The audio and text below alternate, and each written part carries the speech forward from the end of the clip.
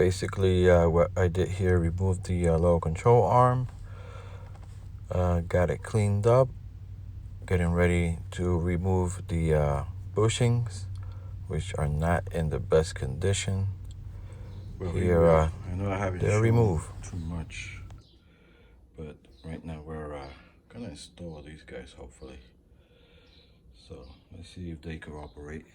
But this one over here, I went a different route and didn't unpress them, so I just bang it out, and it was a while, but here's the result.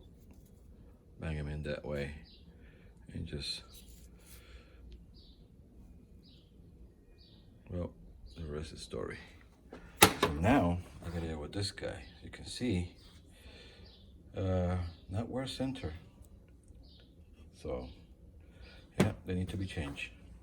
Clean them up a little bit. But first I'm gonna get this guy out.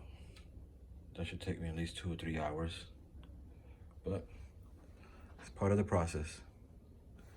Let's get it done. So I finally got it out, cleaned it out, both sides. I'm gonna see if we can get a nice coat of paint on it, make it look nice. So I had to use the saw saw. I went a little bit there, but not as worse as I done.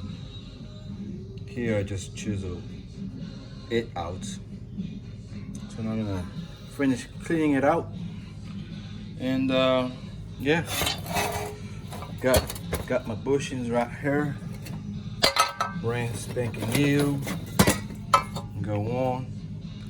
Was gonna try to take out this and try to just put it in there, but it wasn't cooperating, so I had to use drastic measures. It's not that bad. I did worse on the rear end, lower control arm. I actually went all the way up to here and through. Ended up having to weld it and clean it out, and it's back on. But yeah, don't go too crazy with the reciprocal. Yeah, so that's where we're at. I clean it up real good and paint it, and we'll be back with that. Oh, also the springs are gonna get a nice coat too. Got them clean as good as they can get, but that's next. And I still got to take out the upper, but the uppers are a little bit more challenging because you got to get in here somehow. Let's see. Yeah, I got to get that guy over there on the left, and then the other guys over there on the right. And quite frankly, space is limited, so I got to figure something out. Oh well, let's see what happens.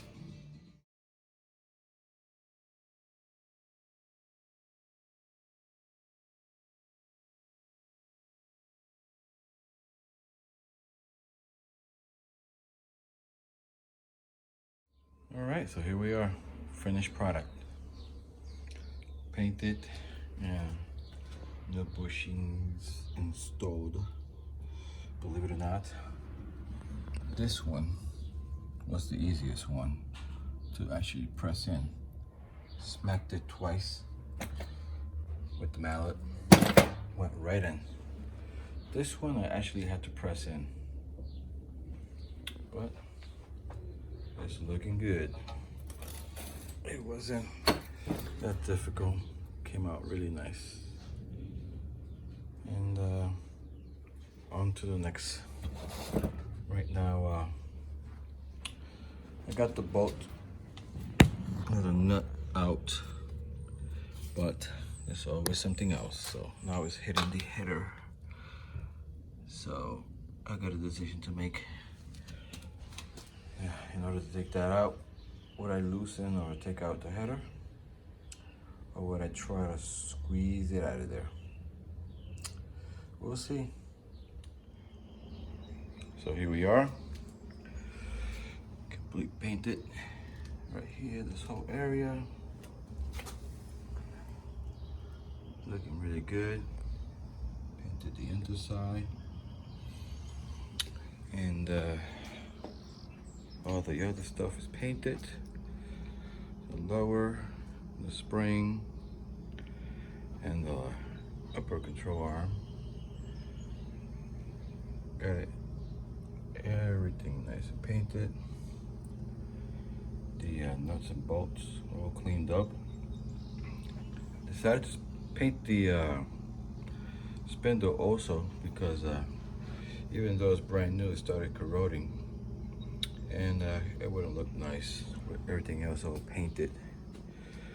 And yeah, so we got it painted, and now we're just gonna put everything back together.